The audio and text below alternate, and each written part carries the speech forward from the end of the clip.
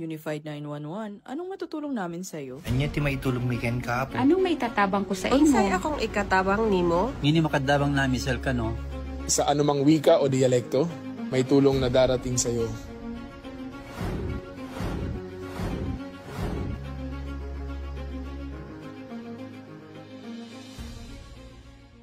Lilingkod sa bawat Pilipino at magbibigay ng tamang impormasyon para sa tahimik at maayos na Pilipinas. Police News Network, alagad ng batas, tagapagtaguyod ng balitang pulis, sandigan ng mamamayan, patnubay ng katotohanan. La Campo Crame, maghahatid ng pinakahuling kaganapan at nagbabagang balita. Ito ang PNN Police News Network. At ngayon, ang inyong mga tagapagbalita. Magandang araw bagong Pilipinas, ako ang inyong alagad ng batas, tagataguyod ng Balitang Pulis, Patrolman Joshua Jimenez. Maghahatid ng tamang balita, kwento ng pulis at serbisyo para sa mamamayan at ito ang PNP News Online, ang pangunahing balita ng Police News Network, alagad ng batas, tagataguyod ng Balitang Pulis.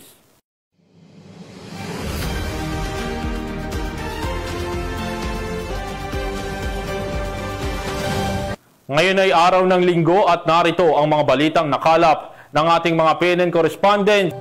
Narito ang mga balitang dapat nyong abangan. Sospek sa pagnanakaw ng mahigit 2 milyong pisong halaga ng alahas, arestado sa Cebu City. DILG inirekomenda sa palasyo ang permanenteng pagtatalaga kay Police Lieutenant General Nartates. At 2 Chinese nationals dinakip sa qualified trafficking sa Pasay City.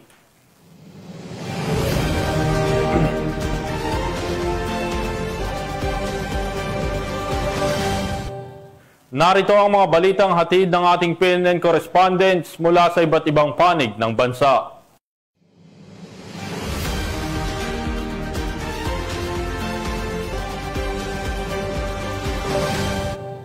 Arestado ang isang sospek sa pagnanakaw matapos itong makipagbarilan sa mga pulis sa Lipa City, Batangas. Nakatutok dyan si Patrolman Joshua Cruz. Arestado ang isang sospek sa pagnanakaw matapos mauwi sa barilan ang pagtugis ng mga pulis ng Lipa CCPS noong Miyerkules na madaling araw. Na-recover sa sospek ang isang hindi lisensyadong baril at mga hinihinalang illegal na droga. Ayon sa investigasyon, bandang alas 12:30 ng madaling araw, noong Nobyembre 19 taong kasalukuyan, nagising ang 35 anyos na biktima dahil sa ingay sa loob ng kanyang bahay. Nang tingnan niya, nakita niya ang sospek na gumagala sa loob, dahilan upang humingi siya ng tulong. Tumakas ang sospek sa pamamagitan ng pagtalon mula sa bintana, ngunit naiwan nito ang isang Apple Watch na nagkakahalaga ng 15,000. Mabilis namang rumisponde ang Mobile Patrol Unit ng Lipa Component City Police Station sa pangunguna ni PSSG Co at Police Corporal Aguilera matapos makatanggap ng deskripsyon at direksyon ng pagtakas ng sospek. Nalocate ng mga pulis ang sospek sa kalapit na barangay Ludlod. Nang utusan siyang huminto, nagpaputok ng baril ang sospek na nagtulak sa mga pulis na gumanti ng putok. Tinamaan sa mga binti ang sospek, dinakip at dinala sa ospital ng Lipa para sa medical na atensyon. Kinilala ang sospek bilang isang 25 taong gulang na lalaki walang trabaho at residente ng barangay Ludlod. Kabilang sa mga nakumpiska mula sa kanya ang isang kalibre 38 revolver, 2 sachet ng hinihilalang pinatuyong dahon ng marijuana at isang Infinix Android phone na nagkakahalaga ng 9,000 na nakumpirma na pagmamay-ari ng biktima. Sa kasalukuyan, nasa kustodiya na ng Lipa CCPS ang sospek para sa dokumentasyon at tamang disposisyon. Mula dito sa Calabarzon, ako po ang inyong Police News Network correspondent, Patrolman Joshua Cruz, alagad ng batas, tagataguyod ng Balitang Pulis. Maraming salamat, Patrolman Cruz. Samantala, isinumbite na ng Department of the Interior and Local Government o DILG sa Office of the President ang rekomendasyon para sa permanenteng pagtatalaga kay Acting Chief PNP Police Lieutenant General Jose Melencio Corpus Nartates Jr. habang tiniyak naman ng National Police Commission ang kanilang buong suporta sa opisyal habang hinihintay ang final decision mula sa Malacanang. Nakatutok dyan si Patrolwoman Faye Octaviano.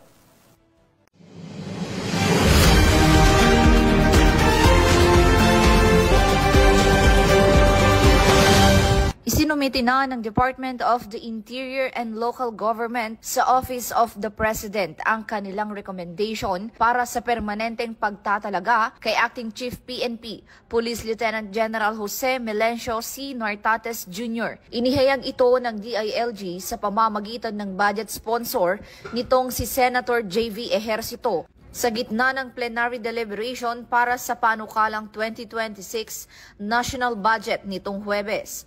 Ayon kay Lacson, maaari namang italaga bilang full-time PNP chief ang isang opisyal kahit pa may 3 bituin lamang tulad ni Police Lieutenant General Nartates. Samantala, tiniyak naman ng National Police Commission ang kanilang buong suporta kay Lieutenant General Nartates habang hinihintay ang desisyon mula sa Malacanang.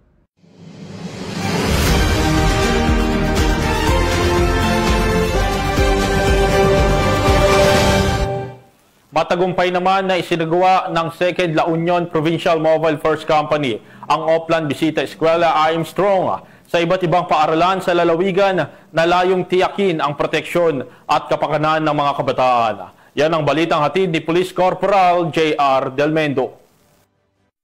Bilang bahagi ng patuloy na kampanya para sa kaligtasan at wastong paggabay sa mga kabataan, matagumpay na isinagawa ng 2nd La Union Provincial Mobile Force Company ang programang Oplan BES o Bisita Eskwela I Am Strong sa iba't ibang paaralan sa lalawigan. Layunin ng inisyatibang ito na mapalakas ang kaalaman at tiwala sa sarili ng mga mag-aaral sa pamamagitan ng pagtuturo ng kanilang mga karapatan bilang bata, tamang pag-iwas sa pang-aabuso at pagsasamantala at paghubog ng mga positibong asal batay sa mga halagang strong, smart, talented, responsible, obedient, nice, and God-fearing. Kabilang sa mga aktibidad ang pagbibigay ng anti-bullying lecture upang maturuan ng mga estudyante kung paano protektahan ang kanilang sarili, kilalanin ang mga anyo ng bullying at kung saan maaaring humingi ng tulong. Bahagi rin ito ng advokasya ng unit na isulong ang child safety at hikayatin ang kabataan na maging aktibong katuwang sa crime prevention. Ang programa ay sinagawa bilang pakikisa sa pagdiriwang ng 33rd National Children's Month. Patuloy namang nagpapahayag ng suporta ang pamunuan ng 2nd La Union PMFC sa mga programang naglalayong protektahan ng kabataan bilang pag-aanda sa paghubog ng mas ligtas at mas responsableng komunidad sa hinaharap. Mula dito sa Ilocos Region, ito ang inyong PNN Correspondent, Police Corporal J.R. Del Mendo, alagad ng batas, tagataguyod ng Balitang Pulis. Maraming salamat, Police Corporal Del Mendo. Sa kulungan naman ang kinahantungan ng 2 Chinese nationals matapos mahuli ng mga tauhan ng Southern Police District kaugnay sa kaso nilang qualified trafficking sa Pasay City. Magbabalita dyan si Patrolwoman Resanly Umalay.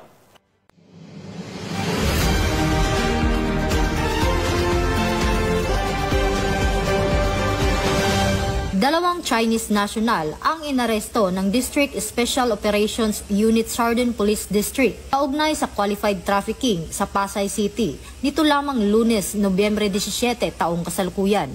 Kinilala ang mga sospek na sina alias Shoei, 33 anyos at alias Lau, 32 anyos, na nahuli bandang alas 3:30 ng hapon sa ika-6 na palapag ng Nasdaqi Building.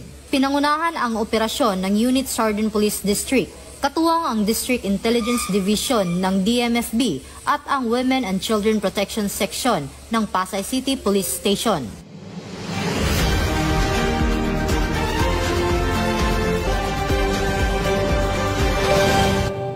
Samantala, naaresto ng Cebu City Police ang isang lalaki na sospek sa pagnanakaw ng mahigit 2 milyong pisong halaga ng alahas sa Guadalupe, Cebu City. Alamin ang detalye ng report mula kay Patrolwoman Judith Nicanor. Arestado ng mga kapulisan ng Cebu City ang isang 42 anyos na lalaki na itinuturong responsable sa pagdanakaw ng humigit kumulang 2.2 milyong halaga ng alahas sa Limcaking Subdivision Andres Abellana Extension, Guadalupe, Cebu City noong madaling araw nito lamang nakaraan. Kinilala ni Police Captain Vincent Ponce Buntilao, officer in charge ng Police Station 9 Cebu City Police Office, ang suspect na si alias Jersey, 42 anyos, at residente ng Guardiario, Barangay Guadalupe, Cebu City. Ayon sa paunang investigasyon, nakita ng isang 20 anyos na testigong babae ang suspect pasado alas 5:30 ng umaga habang ito'y nasa loob ng kwarto ng biktima na isang 29 anyos na babaeng piloto.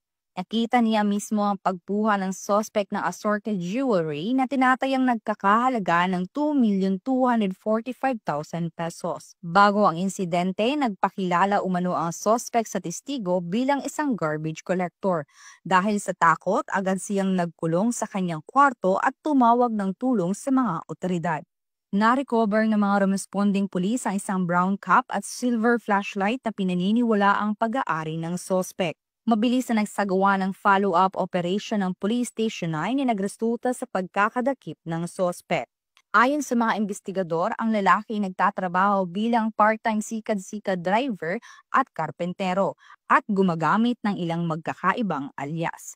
Kasalukuyang nasa kustodiya ng Police Station 9 CCPO ang suspect para sa dokumentasyon at paghahain ng kaukulang kaso habang nagpapatuloy ang investigasyon para sa posibleng karagdagang sangkot o impormasyong kaugnay ng insidente. Mula dito sa Central Visayas, ako yung Police News Network Correspondent Patrolwoman Judith Nicanor, alagad ng batas, tagataguyod ng Balitang Pulis. Maraming salamat, Patrolwoman Nicanor. Walang kawala sa batas ang isang call center agent na sangkot sa iligal na bentahan ng mga bank at e-wallet accounts sa isinagawang operasyon ng PNP Anti-Cybercrime Group sa lungsod ng Pasay. Nakibalita dyan si Patrolman Don Brosas.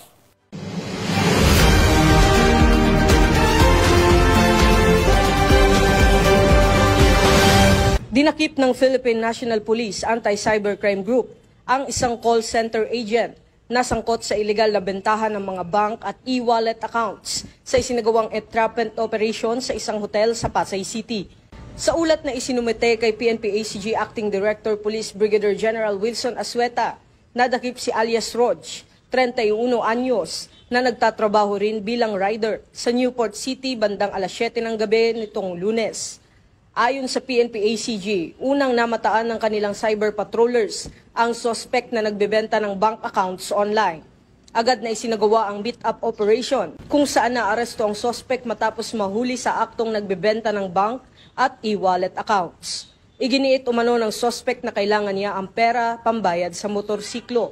Nahaharap ngayon si Rog sa kasong paglabag sa Republic Act 12010 o Anti-Financial Account Scamming Act o AFASA, kaugnay ng Section 6 ng Republic Act 10175 o Cybercrime Prevention Act of 2012. Patuloy na pinaaalalahanan ng PNP ACG ang publiko na huwag makilahok sa bentahan, pagpapaupa o paglipat ng kanilang bank o e-wallet accounts dahil ito ay iligal at mahigpit na pinarurusahan ng batas.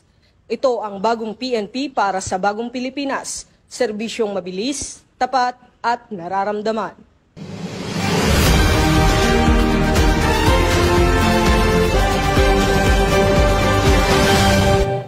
Samantala sa pagpapatupad ng PNP Focus Agenda on Active Community Support, namumukod tangi ang Police Station 16 ng NCRPO sa pagpapakita ng malasakit sa komunidad matapos bayaran ng kanilang station commander ang piyansa ng isang babaeng naaresto na nagpanumbalik ng kanyang pag-asa at pagkakataong makasama ang kanyang anak.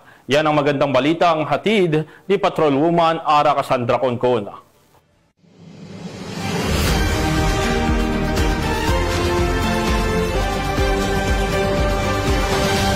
Kakibat ng PNP Focus Agenda on Active Community Support ni PNP Acting Chief Police Lieutenant General Sam Malencio Sr. Tatis Jr.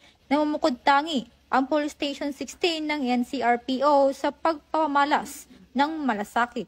Pinangunahan ni Station Commander Police Lieutenant Colonel Jemer C. Tubiara ang isang hakbang na nagbigay pag-asa, isang babaeng minsang naaresto sa paglabag sa Section 48 ng Republic Act 9003. Noong ika-12 ng Nobyembre taong kasalukuyan, bumisita siya sa istasyon upang magpasalamat. Ako po si Jackie Lo Samson Sabado. Ako po ay taos-pusong nagpapasalamat kay Sir Jemer Tubiara na siyang nagbigay po ng tulong upang ako ay makalaya. Maraming salamat po Sir Jemer Tubiara sa inyong tulong upang ako ay makalaya. Kung hindi po dahil sa inyo sir, wala po ako ngayon sa labas. Hindi ko at kapiling ko lang po ang aking mag-ama. Maraming salamat din po sa mga pulis sa P16 Pasong Putik. Maraming salamat po sa inyong kabaitan sa akin po at lalong-lalo na po sa aking anak. Maraming salamat po mga ma'am and sir. Much appreciated. Thank you po. Have a good day. Ang tunay nagpanumbalik ng kanyang pag-asa ay nambayaran ni Lieutenant Colonel Tubiara ang buong piyansa nito. Tiniyak ang maayos na pagproseso ng paglaya at naibalik ang pagkakataon niyang makasama ang anak. Ang simpleng gawi na ito ay nagpapakita ng malasakit, pagpapahalaga sa dignidad at prinsipyo ng restorative justice. Ayon kay Police Lieutenant General Nartates, ang ganitong uri ng malasakit ay sumasailalim sa tunay na puso ng pulisya na maghatid ng tunay na pag-asa.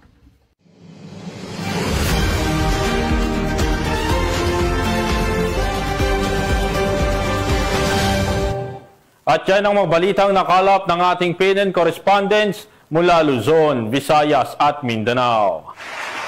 Sa ngalan po ng pamunuan ng Philippine National Police sa pangunguna ni Acting Chief PNP, Police Lieutenant General Jose Melencio Corpus Nartates Jr. at sa pamumuno ni President Ferdinand Bongbong Marcos Jr., kami ay maglilingkod sa bawat Pilipino at magbibigay ng tama at balanseng balita.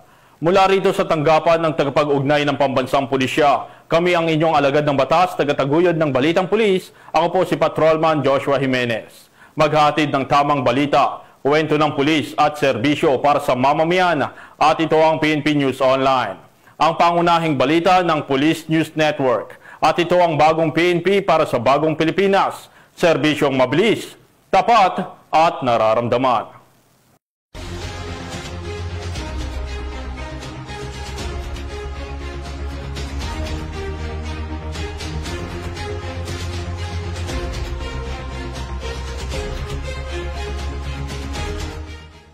Police News Network, alagad ng batas, tagapagtaguyod ng balitang pulis.